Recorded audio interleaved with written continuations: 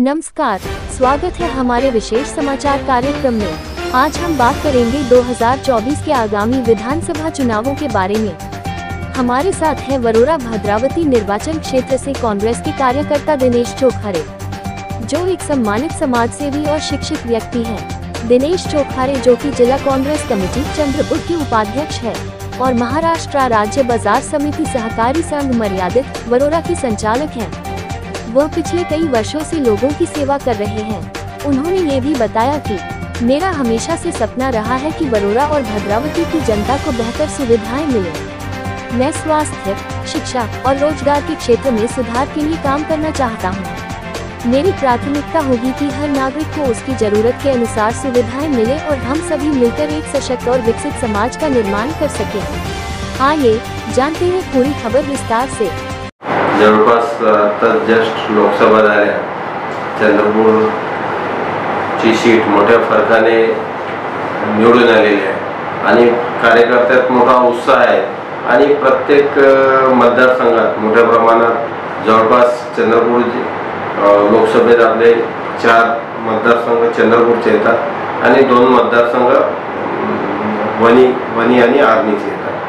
इथं मोठ्या प्रमाणात राजुरा असो, बल्लारसे असो, चंद्रपूर असो आणि भद्रावती या प्रत्येक मतदारसंघात काँग्रेसचं संघटन मोठ्या प्रमाणात आहे आणि काँग्रेसच्या 4ही सीटा चांगल्या पद्धतीनं विधानसभेत येतील अशी आम्हाला अपेक्षा आहे। प्रत्येक गाव कमिटीच्या माध्यमातून जे संघटन बांधण्याचं काम तालुका स्तरावर तालुका अध्यक्ष, ग्राम कमिटी अध्यक्ष आणि जे आमचे फ्रंटलाइन आहे, म्हणजे प्रत्येक सेल, एससी सेल असो, आदिवासी सेल असो का मोविडियन सेल असो, असं प्रत्येक जवळपास 15 सेल आमचे कार्यरत आहे आणि त्याच्या माध्यमातून गावागावात आम्ही संघटन बांधण्याचं काम करत आहोत। अनेक पार्टीनं प्रोग्राम दिलेले आहे आणि पार्टीच्या प्रोग्रामच्या माध्यमातून प्रत्येक गावागावात जाऊन संघटन मजबूत करण्याचं काम आमचे कार्यकर्ते करून राहिले। एकंदरीत सरकारने जे विमा योजना राबवली होती, विमा योजनेचे जवळपास मोठ्या प्रमाणात लाभ मिळत आहे आणि अनेक आम्ही आता त्या आमचे जवळपास 22 तारखेला त्यासंदर्भात कलेक्टर ऑफिसवर एक धरणे आंदोलन ठेवलेले आहे।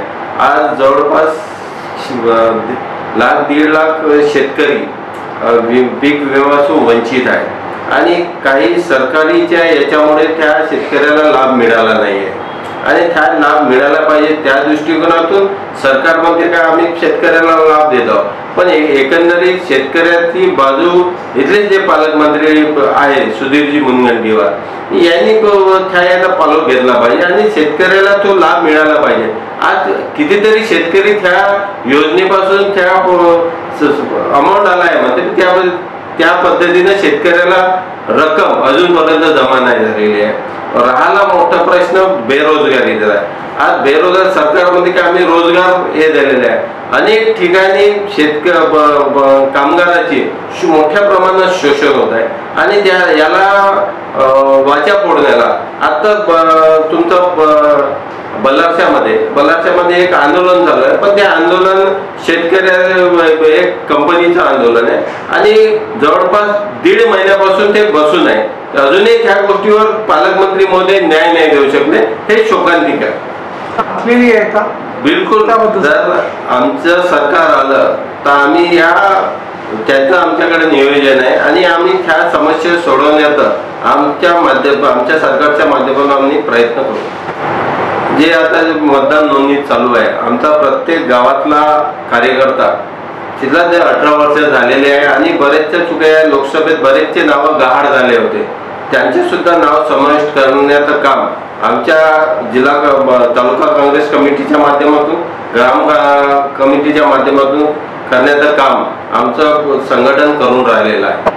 आमच्या पक्ष जवळपास चंद्रपूर जिल्ह्याच्या 6 विधानसभावर आम्ही दावा करणार आहोत, कारण की ज्या पद्धतीने आमचे इथं संघटन आहे पूर्वीपासून जेव्हा आम्ही लढलो तेव्हा चांगल्या मताने आमचे उमेदवार विजयी झाले, काही कुठे हे झाले, पण तुमचा बल्लारचे असो का राजुरा असो, वरोरा असो ब्रह्मपुरी असो का चिमूर असो, या मतदारसंघात आमचा दावा राहील आणि पक्षाकडे आमची मागणी राहील की आम्ही 6 मतदारसंघ काँग्रेससाठी सोडवतो. आमचं युथचं चांगलं संघटन चंद्रपूर जिल्ह्यात आहे आणि जास्तीत जास्त युवक आमच्या पक्षाकडे कसे येतील.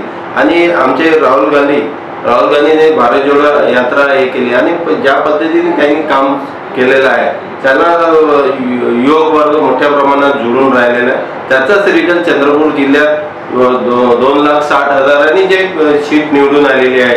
महाराष्ट्रात एक चांगल्या मताने चंद्रपूरची सीट काँग्रेसची निवडून आलेली आहे. तेच युवक जुळल्यामुळेच काँग्रेसला फायदा झालेला आहे. पक्षामध्ये काम करत असताना प्रत्येक कार्यकर्त्यांनी प्रत्येक जण इच्छुक असते, पण प्रत्येकाला तिकीट मागण्याचा अधिकार आहे. पण पक्षाने ज्यांना कोणाला तिकीट देणार त्याच्यासोबत प्रामाणिक काम कार्यकर्त्यांनी करावे हेच मी प्रत्येक कार्यकर्त्याला आव्हान देतो. तो ये थे दिनेश चोखारे। उनकी बातों से स्पष्ट है कि वो वरोरा और भद्रावती की जनता के लिए पूरी तरह से समर्पित हैं और आगामी चुनावों में जनता का समर्थन प्राप्त करने के लिए तैयार हैं।